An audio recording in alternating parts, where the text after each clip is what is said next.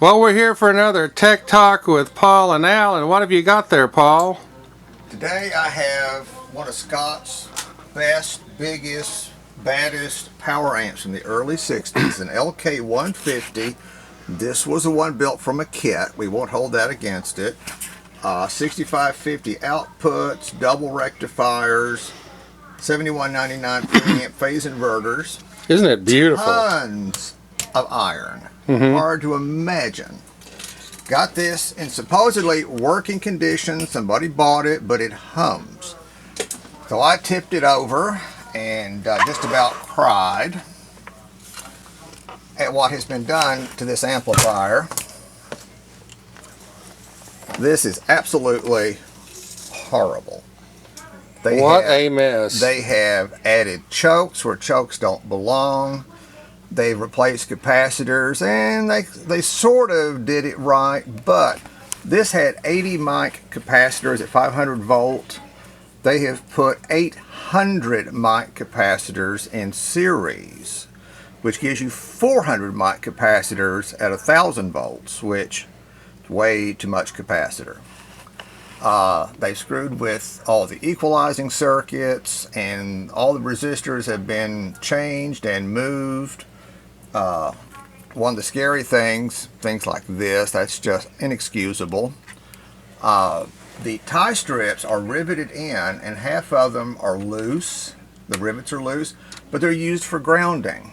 And you can see where they have grounded things up and through and bridged, and resistors that have been spliced. These were supposed to be bias level pots. It did not have bias balance as it was designed. They have converted it to balance pots with no way to adjust the basic bias voltage, therefore you can't regulate the current. That's wrong.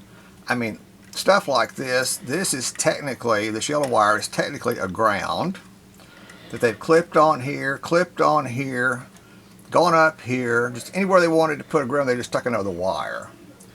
This is where one of the chokes was inserted in series with the B plus coming from the power transformer. They take the center tap of the rectifier filaments to supply the B plus to the first filter. Added a choke here, added a choke here.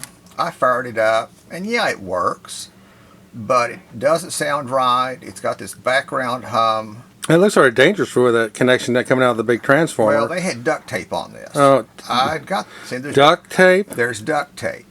Oh my God! They had duct tape on these.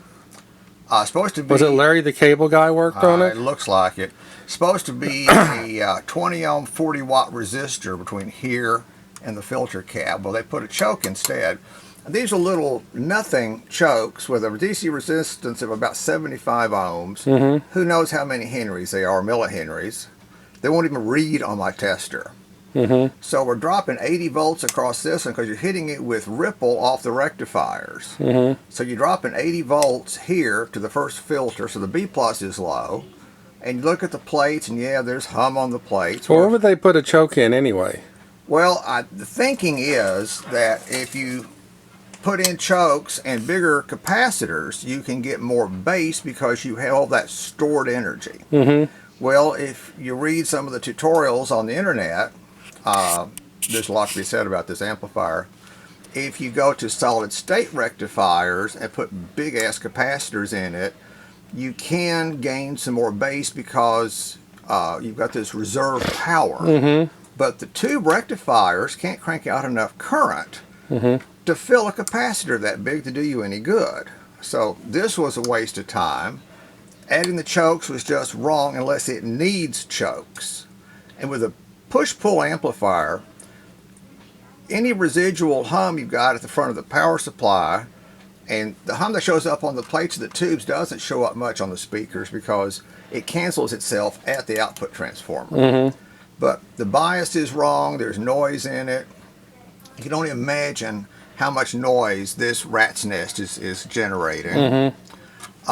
It's got normally a tube amp like this with negative biased outputs would have the cathodes grounded. Well, these cathodes are grounded through 2.7 ohm resistors, so you can read the voltage across them, and you push a little button up here. But it looks like those are piggybacked. Well, they paralleled them. Uh-huh. Supposed to be 2.7 ohm. They've got 2 6s in parallel. That's close. But you're supposed to be able to push this button, read the voltage across that resistor, and adjust the bias for that red spot, whatever that is. Well, this little meter's bad, and there is no bias adjustment pot any longer. Where the bias pots are now the balance pots. They added volume controls to adjust the input level, which is not a bad idea, but it's not original. Power switch is, you know, piece of crap. That's not the original power switch. No, it had a knob switch like this one. It sounds like whoever worked on this had just a little bit of knowledge and was dangerous. I wonder how many people over the last 50 years have screwed with this amplifier. Well, the thing that gets me is those capacitors are sitting in there and they have... Well, the first thing the new owner says was, those are ugly. Can you cover those up? Well, I could put sleeves over them, but... Well, isn't that masking tape? That is masking tape. So they took a flammable masking tape and wrapped it around the capacitors because they were too small. Yes. And yeah. Oh, that's just frightening. These are coming out, and better capacitors are going in. At least they have great tubes. The tubes appear to be from the factory. Yeah. And the thing about it is, the H.H. Scott people, they knew how it should have been built. Yeah. The original build was so simple and clean. And this is just a rat's nest. Now, it does work, but you've got these switches that change the feedback depending on the input voltage. Well, those switches, this one's coming apart, and this feedback network, I don't know if it's right or not, but it's, I mean, that just makes me want to cry. Well, the thing is, you know, putting all the duct tape in and the masking tape makes it sort of a fire hazard, too. Yeah. I suspect the owner bought this off of eBay and probably paid $1,000+ for it. There's a lot of that. But the chokes are going to go. That resistor is going back in like it should. Get the voltages back where the book says they should be. Well, you know, it's like taking a Porsche and putting in a Chevy engine. Yeah, it's sad. Well, a lot of this tube stuff, they just know that they can improve on it. And there are some things you can do to improve an amplifier. And the bigger caps is one, and some other things. Well, I mean, when they're going to the thing of piggybacking resistors in parallel because they just don't want to spend the extra $2 to buy the right size. Trying to find a 2.7 at that wattage may not be easy. And you need the bias balance adjust to match the tubes. Why Scott didn't build it with bias pots, I don't know. These were originally used for bias level. The grids were tied together through a resistor, and this was bias level, not bias balance. But they just moved it to the center tap, grid, 100K resistor, kind of like the schematic. And what bothers me, the schematic's laying up here, right there. Where's the power amp? Okay, there's the grid resistors. That's ground. Here's the 100Ks with that pot in the middle and the B- going to the center of the pot. That's all well and good. But there was a dropping resistor right here from the midpoint to ground, which affects the voltage drop on the bias pot, and it also ensures that there's no crosstalk between the grids across this point. Now, without that resistor to ground, you have the possibility of drive crossing over to the wrong tube. So there's all kinds of things to think about when you modify a circuit. Maybe some of that stuff was there for a reason. But I'll get it all up and running and see if I can't clean it up. They're supposed to sound amazing. But this one, I'm surprised this one worked at all. It's scary. But we'll do another one and talk about what you did to resurrect it. Yeah, there'll be another story on this. But I wanted this captured before I did anything to it. Yeah. This is just mind-boggling. So this is part one. This is part one. You've got a good picture off the internet of what it was supposed to look like from the factory. Yeah, and we'll just post this. And you would swear it's not the same amplifier. Well, good, Paul. Well, thank you for another Tech Talk. Yeah, I thought this was interesting. Yeah, well, we'll keep going on this one. All righty. Well, we're back with a second part of a Tech Talk with Paul and Al, where he's resurrecting an H.H. Scott amplifier. Yep. one of the big collectible amplifiers, and we can see that looking inside of it, it looks a whole lot neater than what it was before. I'm seeing it's missing chokes. Got rid of the chokes. What are you doing there? Putting power on it or a speaker? I'm tacking a speaker onto it. This is its maiden voyage after I cleaned it up, got rid of the chokes, put the resistors back in where the chokes were, according to the book. They normally were running this way, but I put them here on terminal strips. Did you add the terminal strips? Yes. Okay. Cleaned up the grounds, made sure all the grounds were interconnected properly, because they were scattered. The rivets in the tie strips are bad, so you couldn't count on the grounds. Cleaned up in the input phase inverters. I would like to just rebuilt them, but there wasn't time. So I cleaned them up and resoldered and redid the feedback networks. The bias set buttons no longer work because of the modifications. The damping switches don't work because that circuit's been eliminated. They added these volume controls to put gain on each channel, and they're fine unless you lower them from maximum and feed it a square wave, and the square waves start to round. So that wasn't a good idea, but I can't help that. Funny thing was, I got it all done, and the last thing I did was replace the power switch, which was missing. And I've had a power switch in my junk box, which the only one I could find that would fit. I found a nice toggle switch, but you'd have to drill the hole out, and you don't want to do that on a Classic. So I found a switch, a turn switch off a lamp in my junk box. Looked nice.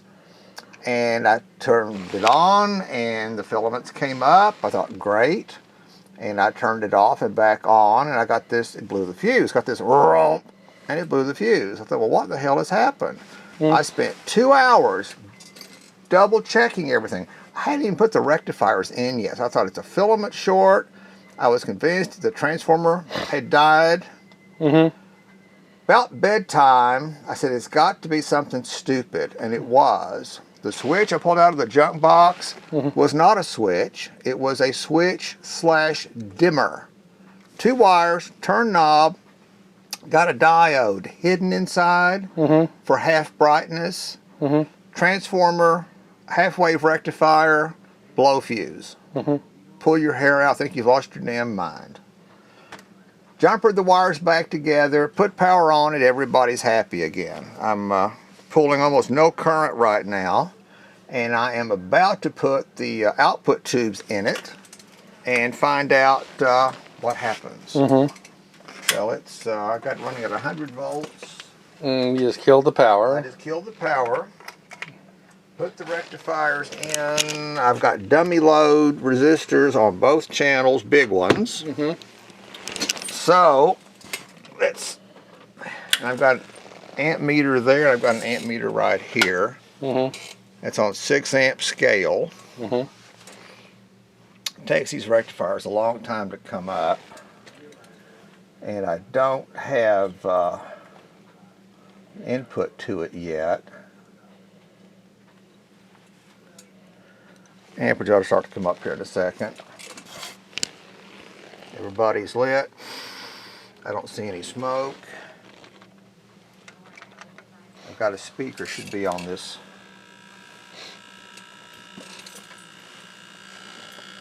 I smell something heating up. That may just be your soldering iron. Well, I hear the amperage isn't coming up, but I've got a transformer. Well, that's an input, isn't it? So we're injecting your hum noise. And I've got my finger, so yeah. It's amplifying. This transformer has a tendency to groan once in a while, but the running amperage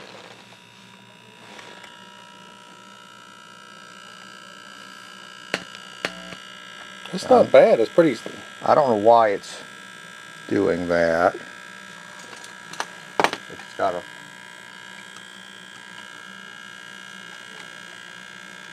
Well, it's going to pull a certain amount of vital current. Is that too much?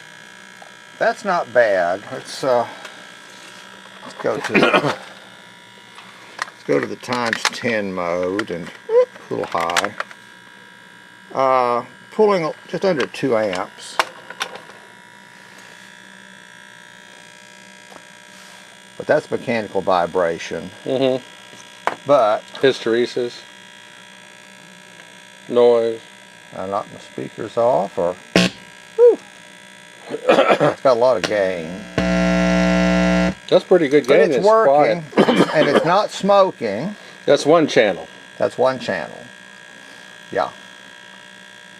That resistor gets pretty warm. That's between the rectifier and the first filter. That one does almost nothing. Cathode resistors, those were there so you could measure the voltage across them, or the current, to set the bias. And they converted the bias level adjust pots into bias balance pots, which is okay. Only the resistor values are such that you really can't switch the current very far. But before I overhauled it, I looked at it on the scope. It looked good. I've got a little gain issue. One tube's a little weak on the one channel. But other than that, I'm pleased that nothing has smoked or arced. But spending 2 hours last night figuring out why it was blowing fuses. And you didn't have an on-off switch. I had a diode in series with the on-off switch. Dumb. So when you use stuff out of the junk box, you're just asking for trouble. I gotta find out which laminate is buzzing, because that's not supposed to buzz. But it's working, and I hear nothing from the speakers. And if you actually put audio in, you'd probably get good sound out. The audio jacks are on the back end, and this thing weighs a ton, so you got to prop one corner up to get the or set it on its side, which may not work. Which is hard to do, as heavy as this thing is. See if I can. Be careful. Yeah. You don't want to fall over on your tubes. No. Prop it up right And there. see, the one thing about this is it's got high voltage. Oh, yeah. It's not like a little transistor. 400 volts of high voltage. With a good amount of amperage draw, if you had it all of a sudden. This was originally built with 80 mic capacitors in the power supply. And somebody upped it to, 400. In the belief that you get more bass. Well, it might get a little bit of a little hum, but okay, there's an input signal.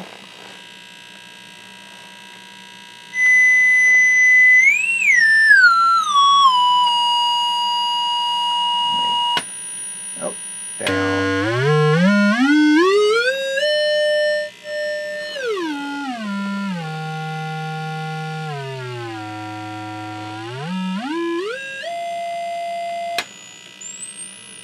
Can you hear that? Scale.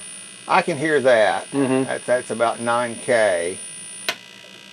We were doing an auditorium. yeah, the right people, you could kill them with that high frequency, and we wouldn't hear it. No. But anyway, so far so good. I've got to figure out. Yeah, some people are really sensitive to that high frequency. I got a guy at work that really freaks out when you start doing that. I know they hate that high frequency. You have to be careful, because when you get older, you can't hear it. True. And then you make a high frequency sound out of something, and it just drives people crazy. You don't even know what's going on. Well, we did an auditorium today, and of course we had to sweep the amps, sweep the speakers.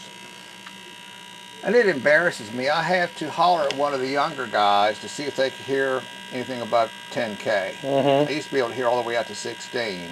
I hit 12 and got, anything? Oh yeah, okay, good. So I stopped at 10. Well, you know, the thing is, when I was younger, I could hear the 15, 734, 1834 horizontal. So could I. And you could tell that everything it was running. Let me turn this Because the TV made that high frequency sound. Yeah. The flyback transformer and all that stuff made a noise.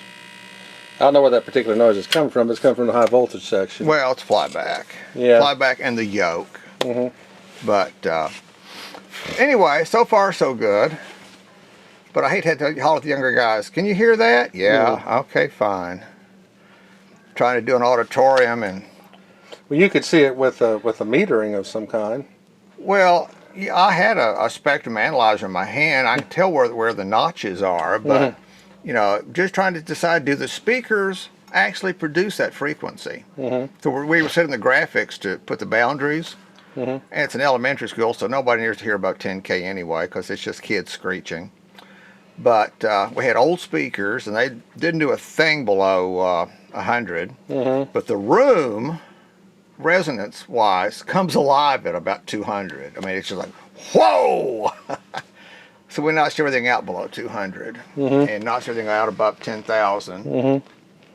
And no matter what we did, the room's peak was at 1.5K, so that's about as good as it gets. So we called it a day and went home. A lot of times the acoustic in elementary schools are not that good. No, this one wasn't. This is an old elementary school, but 250 watts of amplifiers for nothing. But that's the way schools are these days. I remember back in the 50s, they just put one big speaker up in the front. And noise reduction, graphic equalizers, wireless mics, portable monitors. When I went to school, we had one little dinky 6L6 amplifier that they carried from the gymnasium to the basketball court to the auditorium.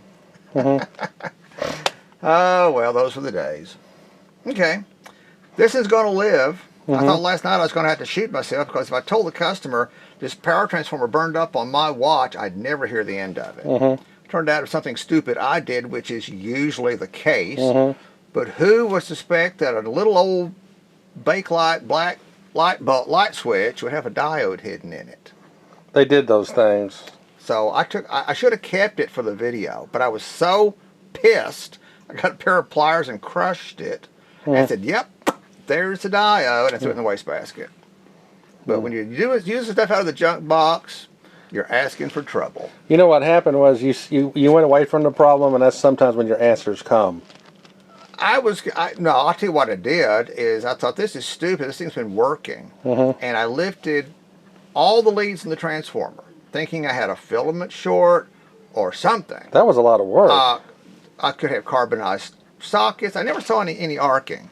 Lifted all the leads off the secondary, and it's still sucking current. I put it on the Variac and ran it down to like 40 volts to save fuses and save burning the transformer up. Same thing. I thought, there's only one thing left, and it was fine till I put that light switch in. And I took the switch out and soldered the wires back together and flipped the switch. No amperage. I thought, son of a... Got the switch, cracked it open, and yep, there's a diode. It was off, high, low. Using a diode in series with the line current to dim a light bulb. Who would have guessed? So, solved that problem.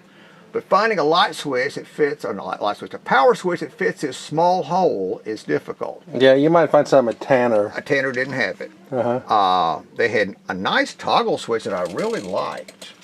It's chrome, and it lights up with an LED, and it's wired through here and the case of the switch. Well, you take a resistor and go to your filament, and you've got power for the LED.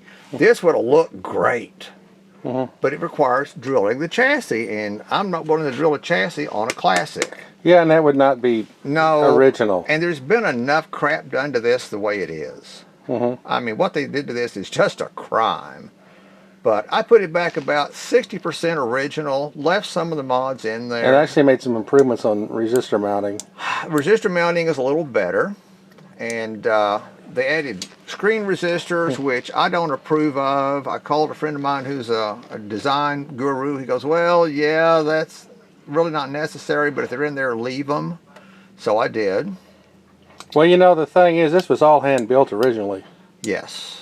It was going down an assembly line, and there was people just soldering on a section. Probably a bunch of women. It's funny to think about. If you ever watch these old industrial films, most of the hand-wired electronics we have today were made by women. They had the patience, the time, and apparently the agility to do this. But that's women are unsung heroes in the electronics industry, because you never find them in design or engineering, not then, but they sure built the stuff for us. Especially during the war. Yep. So that's the saga of the Scott. It's an LK150. Pretty amp. I can tip it over in your direction. Let me see. It's got a fuse right there. It's sitting on. I turned it off. Yeah, there's There's the top view. Yeah, but you're not going to get rid of the tape. I'm supposed to go and take some dead electrolytics and cut them off and pull the guts out and make sleeves to go over that, because the owner doesn't like this. And I don't blame him. But is that tape safe? Oh yeah, well they're insulated to start with. Yeah, but it's burnable. And they don't get hot. Hmm. So I'm not worried about the tape, it's just ugly. You ever worked at this at one time, didn't care? They used what they could get and made it fit. Mm-hmm. And when this came out, these had cardboard covered capacitors because these are in series for the voltage. Mm-hmm. So they kind of emulated what, and this has the same thing, they've got them in series to double the voltage and have the capacitance. Mm-hmm. Or it's a voltage doubler. No, they're just filters. They couldn't find 500 volt filters. Mm-hmm. They're hard to get. Mm-hmm. So they took 400 at 450 or whatever these are, mm-hmm. and in series you have the capacitance in series, but you double the voltage. Mm-hmm. And they've got the proper balancing resistors. Oh yeah, series and parallel capacitor rules. And they put the proper balancing resistors in, which impressed me. Mm-hmm. And they work. Mm-hmm. And I talked to my design friend who says, well, the belief is with bigger capacitors you'll get more bass. Mm-hmm. But that's really only true if you have solid state rectifiers. Mm-hmm. Because the resistance of the tube rectifiers won't keep up with the demand of the big capacitors. Mm-hmm. But it was too much trouble to downgrade it to hundreds, which would have been fine. I left it alone. If I ever have to rebuild one myself, I'll put 200 mic caps in series mm-hmm. and get 100 mics, which would be fine mm-hmm. at, you know, some god-awful voltage. But it's good enough. It's will probably be resold on eBay soon. You know, they never keep this stuff. Mm-hmm. He buys them and plays them and then flips them and brings mm-hmm. me some more. I got a big Fisher down there that oh, look at that Fisher. Yeah, they're complaining of hum, and I know it's got a bad output tube, because I told him it's got one tube that's just not cutting it, and he's probably getting a little distortion on one channel. But tubes are getting so expensive, you hate to change them until you absolutely have to. Well, I think they're only made in a couple places. Russia. Uh-huh. And American tubes, if you can find them, are going for an arm and a leg. Mm-hmm. But that was funny, putting that dimmer switch in by accident and then wondering what the heck had happened. You know, usually when something goes wrong, it's my fault. And last night, it was. Well, there you go. There you go. Well, it's another tech talk. Yeah, but I solved the problem before I shot my mouth off or shot myself. Yeah, that's good. That's good. So it's been fun. Okay.